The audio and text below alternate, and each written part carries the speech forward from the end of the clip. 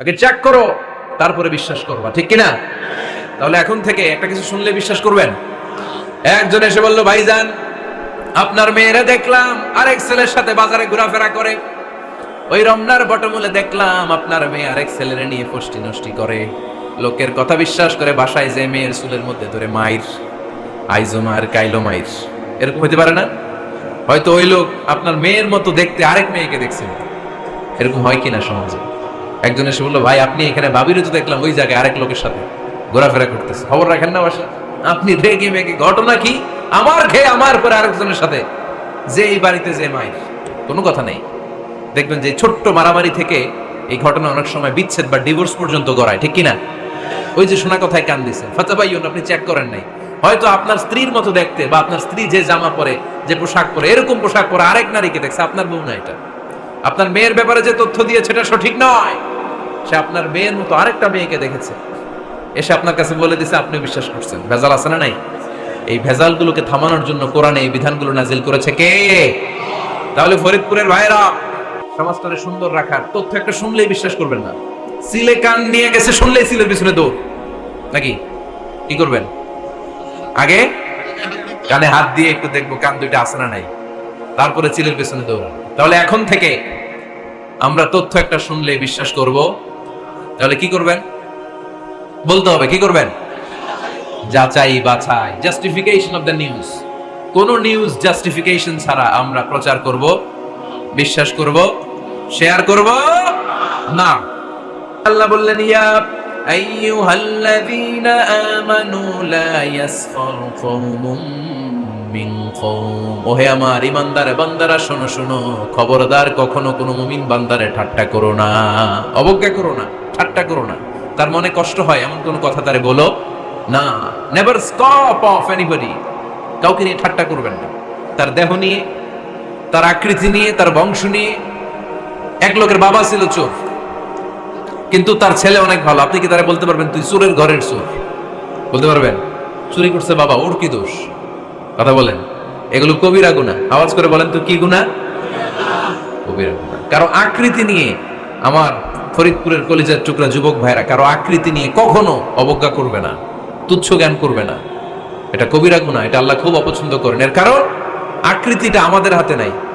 আমাদের কারো নাক লম্বা, কারো খাটো, আমরা কেউ কালো, কেউ সাদা, আমরা কেউ স্মার্ট, কেউ অন্যরকম। তো এই যে আমাদের এক এক ধরনের আকৃতি, এটা কি আমি বানাইছি? আপনি বানাইছেন? দিছে কে? এই জন্য কারো দেহের গঠন নিয়ে যদি আপনি অবজ্ঞা করেন, এটা প্রক্ষান্তরে আপনি স্রষ্টাকে নিয়ে অবজ্ঞা করবেন। কারো দেহের আকৃতি নিয়ে যদি আপনি তুচ্ছ করেন, তাকে তুচ্ছ করেননি, আমার রবকে আপনি তুচ্ছ করেছেন। চিল্লায় বলেন ঠিক কিনা? খবরদার, তুই কালু, তুই লম্বু, তুই মোটু, তুই কানা, তুই রোহিঙ্গা, আছে না নাই? ইদানিং ইদানিং এটা খুব চলে। এই রোহিঙ্গা নামটা আছে না? ফরিদপুরে এগুলো ঢুকে নাই না? আমাদের ওইদিকে দেখি কি অবস্থা, কারোর সাথে কেউ লাগলে তুই রোহিঙ্গা। কি আশ্চর্য, এই গালি কবে আসলো?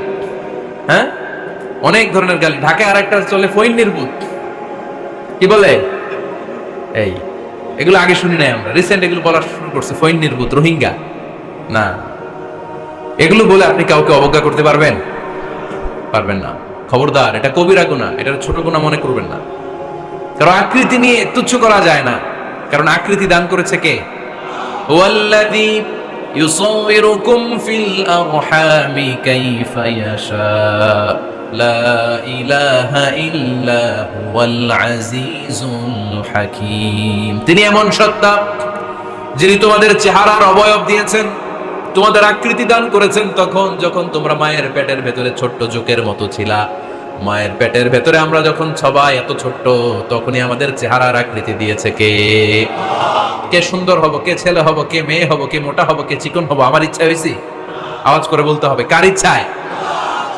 প্রত্যেককে যদি আল্লাহ প্রত্যেকের নিজের চেহারা ডিজাইন করতে দিতেন, আল্লাহ যদি বলতেন তোমার চেহারাটা কেমন হবে তুমি ডিজাইন করো, তাহলে আপনি আপনারা কেমন বানাতেন? হ্যাঁ বলেন, ফরিদপুরের ভাইরা বলেন, সুন্দর করে বানাতেন, তাই না? সবচেয়ে স্মার্ট, সবচেয়ে সুন্দর করে আমি আমার চেহারাটা বানাতাম যদি আমাকে ডিজাইন করার সুযোগ দেওয়া হতো। কিন্তু এই সুযোগ তো আল্লাহ দেন নাই। ডিজাইন স্বয়ং করে দিয়েছেন কে? কোন নারীকে যদি আল্লাহ বলতে, এই নারীরা তোমাদের চেহারা কার কেমন লাগবে তোমরা বানাও, প্রত্যেক নারী কি করতো? বিশ্ব সুন্দরী করে নিজেকে বানাতেন। খুদ ধরার মতো কোনো জায়গা সে নিজের জন্য রাখতো না, ঠিক কিনা? কিন্তু এটা আল্লাহ দেন নাই, এই আকৃতিটা আমাদেরকে সরাসরি দান করেছেন কে? খবরদার, আমাদের অনেকে বিকলাঙ্গ, আমাদের অনেকের হাত ছোট, পা বড়, দেখতে মোটা, কেউ চিকন কেউ কালো। খবরদার, কারণ আকৃতি নিয়ে কখনো কোনো অবজ্ঞার সুরে, ঠাট্টার সুরে কোনো কথা আমরা বলবো না। রাজি আছেন? সবাই রাজি আছেন? আল্লাহ রাসূল সাল্লাল্লাহু আলাইহি ওয়াসাল্লামের এক সাহাবী ছিল, নাম ইবনে মাসউদ রাদিয়াল্লাহু তাআলা আনহু। ওনার পায়ের নলা ছিল খুব চিকন, অস্বাভাবিক চিকন, স্বাভাবিক না। তো উনিও এটা ঢেকে রাখতেন, দেখাতেন না কাউকে। একদিন উনি খেজুর পাড়ার জন্য খেজুর গাছে উঠলেন। খেজুর গাছে ওঠার পরে নিচ থেকে সাহাবারা পায়ের চিকন নলা দেখে ফেলছে। দেখে সবাই হাসি, সবাই হেসে কুটি কুটি। বিশ্বনবী বললেন, হেসো না, খবরদার, আমার ইবনে মাসুদের পায়ের চিকন নলা দেখে হেসো না। আমার ইবনে মাসুদের এই পায়ের চিকন নলা যদি মিজানের পাল্লায় উঠিয়ে দেয়া হয়, কিয়ামতের দিন উহুদ পাহাড়ের চেয়েও ভারী হয়ে যাবে। খবরদার, আমার ইবনে মাসুদকে আমার আল্লাহ অনেক পছন্দ করে, তার পা চিকন দেখে তাকে তুচ্ছ করো না। আল্লাহর হাবিব সাল্লাল্লাহু আলাইহি ওয়াসাল্লামের 11 জন স্ত্রীর মধ্যে থেকে একজন স্ত্রী ছিলেন একজন স্থূল আকৃতির, অবেসিটি ছিল, একটু মোটা। ওনার নাম ছিল সাফিয়া রাদিয়াল্লাহু তাআলা আনহা। তা আম্মা জান আয়েশার সাথে একবার সাফিয়ার ঝগড়া। নবীদের বউদের মাঝে মাঝে মাঝে ঝগড়া হতো, তবে সেটা হতো মধুর ঝগড়া। সুবহানাল্লাহ পড়েন। আম্মা জান আয়েশা রাদিয়াল্লাহু তাআলা আনহার বাসায় একদিন বিশ্বনবী বসা ছিলেন, আরেকজন স্ত্রী, বিশ্বনবীর আরেকজন স্ত্রী রান্না করে কিছু খাবার আম্মা জান আয়েশার ঘরে পাঠিয়েছেন। এক দাসী দিয়ে বলল, যাও এটা আয়েশার ঘরে দিয়ে আসো, কারণ নবী আয়েশার ঘরে। আম্মা জান আয়েশা রাদিয়াল্লাহু তাআলা আনহা বললেন, এগুলো কি? ওই দাসী বলে, তরকারি। কে দিছে? অমুক স্ত্রী। কেন দিয়েছে? আমি কি রান্না করতে পারি না? তোমরা রান্না তোমরা খাও। এই কথা বলে পাতিল সহ উড়ায় মারছে চেহারা। এর কারণ ওনারা মানুষ ছিলেন, মানবীয় ব্যাপারগুলো ওনাদের মধ্যেও কাজ করতো। আবার এক স্ত্রী ঝোল দিয়ে রান্না করে কিছু খাবার নিয়ে এসেছে। আম্মা জান আয়েশা রেগে মেগে ওই ঝোল নিয়ে ওই স্ত্রীর গালের মধ্যে মেখে দিয়েছেন। বিশ্বনবীর আরেক বউয়ের গালের মধ্যে ওই ঝোল লাগাই দিচ্ছে। এবার ওই স্ত্রী বিশ্বনবীর কাছে যেয়ে বলে, ইয়া রাসূলুল্লাহ, দেখেন আয়েশারে আপনি বেশি আদর করেন তো, দেখেন কি করে আমাদের সাথে। এই যে আমাদের গালের মধ্যে ঝোল মাখাই একবার মেকআপ বানাই দিচ্ছে। বিষ্ণু সাল্লাল্লাহু আলাইহি ওয়াসাল্লাম বললেন, তাই? আয়েশাকে ডাক। আম্মা জান আয়েশা রাদিয়াল্লাহু তাআলা আনহা আসলেন। আল্লাহ রাসূল সাল্লাল্লাহু আলাইহি ওয়াসাল্লাম বললেন, তুমি কি আমার এই স্ত্রীর সাথে এমন আচরণ করেছো? আম্মা জান আয়েশা বললেন, করেছি। কেন? আম্মা জান আয়েশা বললেন, তখন মেজাজটা গরম ছিল, এখন বুঝতে পারতেছি আসলে এই কাজটা করা ঠিক হয় নাই। এবার বিশ্বনবী বিচার করবেন। বিশ্বনবী বললেন, আল কিসাস, যেমন করা হয়েছে বিচার হবে তেমন। তোমার গালে যেমনি ঝোল লাগাই দিয়েছে, তুমি একটু ঝোল নিয়ে আয়েশার গালে লাগাই দাও। সুবহানাল্লাহ পড়বেন না? ওই স্ত্রীও কিছু ঝোল নিয়ে আম্মা জান আয়েশার গালে লাগাই দিল। এখন দুজনে হাসতেছে, বিশ্বনবীও হাসলেন, আরশের উপর থেকে খুশি হয়ে গেলেন। কে? তো স্ত্রীদের মধ্যে মাঝে মাঝে এটা ঘটতো। সাফিয়া রাদিয়াল্লাহু তাআলা আনহা ছিলেন একটু মোটা। আম্মা জান আয়েশা বললেন, ইয়া রাসূলুল্লাহ, দেখেন আপনার মুটি বউ, আপনার মুটকি বউ, এই মুটি বউ বলে একদিন একটা গালির মতো দিয়ে ফেলছে। আল্লাহ রাসূল সাল্লাল্লাহু আলাইহি ওয়াসাল্লাম রেগে গেলেন, বললেন, আয়েশা এটা কেমন কথা? তুমি বললা মুটি, আমার সাফিয়ারে তুমি মুটি বলে গালি দিলা রে আয়েশা। ইয়া আয়েশা লাকাদ কুলতি লা কালিমা লাউ মুজিজাত বিমাইল বাহরি লামাজাজাতহু। এমন একটা মন্তব্য তুমি সাফিয়ার ব্যাপারে করে ফেলেছো রে আয়েশা, এই কথাটা যদি সাগরের নীল পানির মধ্যে ছেড়ে দেয়া হয়, এই কথার পঙ্কিলতার কারণে, এই কথার কর্দমাক্ততার কারণে, এই কথার পঙ্কিলতার কারণে সাগরের সব পানিগুলো মুহূর্তের মধ্যে কালো হয়ে যাবে। এই কথাটা সাগরে ফেলে দিলে সাগরের নীল পানি পুরোটা কালো হয়ে যাবে। আয়েশা, খবরদার, কাউকে তুচ্ছ করে, অবজ্ঞা করে কখনো কিছু বলা যাবে না। এই জিহ্বাটা এটা ভয়ঙ্কর একটা অঙ্গ। বেশিরভাগ পাপ এই জিহ্বা দিয়ে হয়। কি দিয়ে হয়? এজন্য সাহাবারা জিহ্বা ধরে মাঝে মাঝে জিহ্বার মধ্যে ব্যাট মারতেন আর বলতেন, জিহ্বা তোর জন্য আমি আটকে যাবো কিয়ামতের দিন। আমলিক আলাইকা লিসানাক, নিজের জিহ্বার মালিক নিজে হন, আপনার জিহ্বার মালিক যেন শয়তান না হয়ে যায়। জিহ্বা আপনার, শয়তানের ভাষায় আপনি কথা বলেন কেন? খবরদার, প্রতিটা কমেন্ট, প্রতিটা কথা, প্রতিটা মন্তব্য, এগুলোর ব্যাপারে কিয়ামতের দিন পাই টু পাই করে আপনার কাছে আল্লাহর সুপ্রিম কোর্টের কাঠগড়ায় দাঁড় করিয়ে আপনারা জিজ্ঞেস করবে, কে?